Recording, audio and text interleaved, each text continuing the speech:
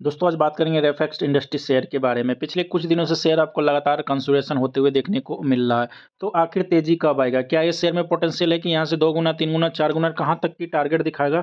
Long term में और medium term की बात करेंगे आज के इस वीडियो में। आने वाले दिनों में कहाँ तक की टारगेट दिखा सकता है। उससे पहले दोस्तों आप लोग से छोटी सी रिक्वेस्ट है कि चैनल पर नए हो तो चैनल को सब्सक्राइब कर ले, ताकि आपको स्टॉक मार्केट से जुड़ी हर छोटी बड़ी जानकारी सबसे पहले आपको मिले।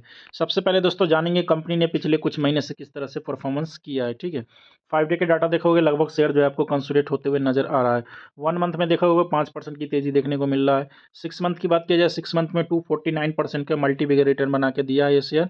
1 साल की बात करोगे तो 333% का मल्टी बिगर रिटर्न है। ठीक है, ये शेयर ऑलरेडी मल्टी बिगर बना हुआ है। तो कुछ लोग नया एंट्री बनाए होंगे इस स्टॉक्स में, जिन्होंने 600 रुपये पे भी बाई किया होगा, क्योंकि रिसेंटली ये शेयर आज से 3-4 महीना पहले 600 रुपये के लेवल पे गया था। उसके बाद से मार्केट में गिरावट हुआ, तो इस स्टॉक्स में भी गिरावट हुआ है।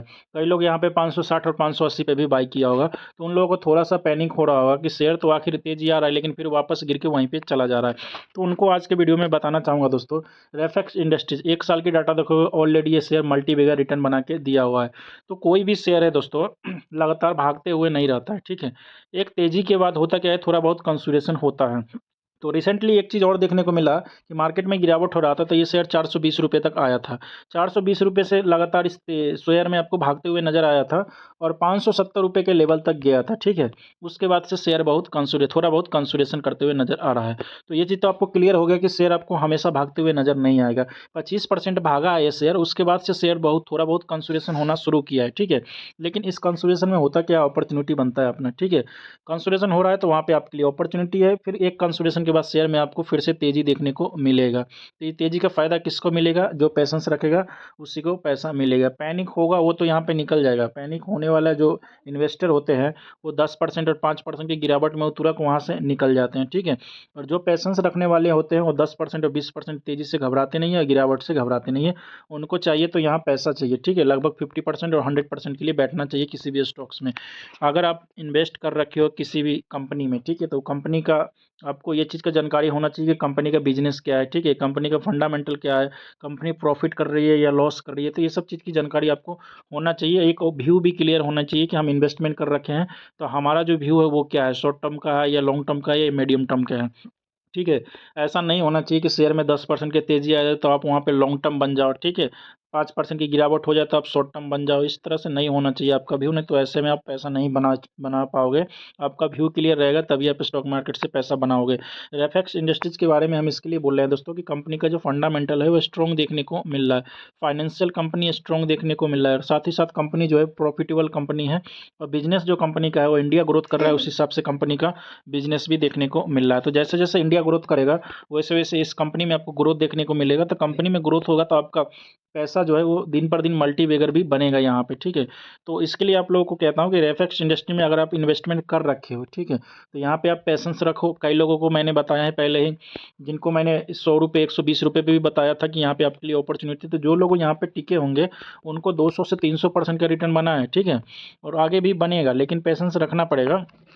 प्रॉफिट बुक करना चाहता है वो प्रॉफिट भी बुक कर सकता है, पेशेंस रखना चाहता है वो पेशेंस भी रख सकता है। ऐसा स्टॉक्स है कि पेशेंस रखोगे तो पैसा बनेगा, लॉन्ग टर्म में बनेगा, मीडियम टर्म में बनेगा।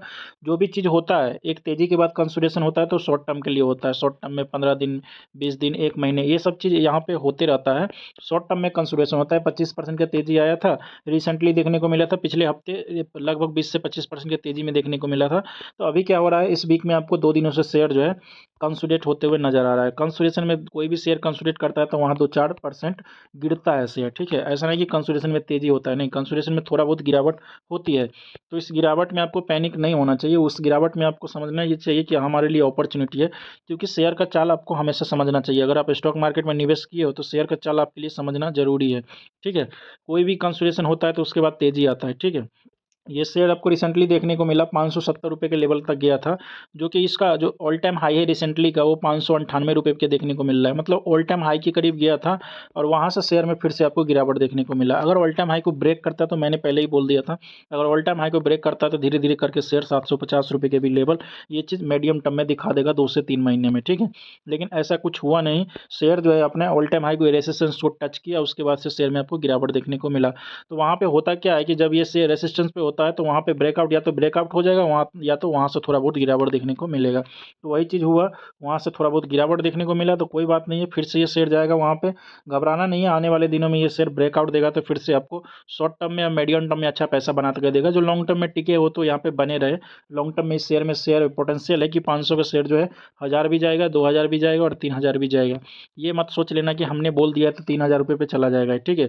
ऐसा कुछ है नहीं। कंपनी का क्वार्टरली रिजल्ट जैसे जैसे आएगा, फंडामेंटल जैसे जैसे का इम्प्रूवमेंट होते जाएगा, वैसे वैसे शेयर जो आपको धीरे धीरे करके ऊपर जाते हुए नजर आएगा।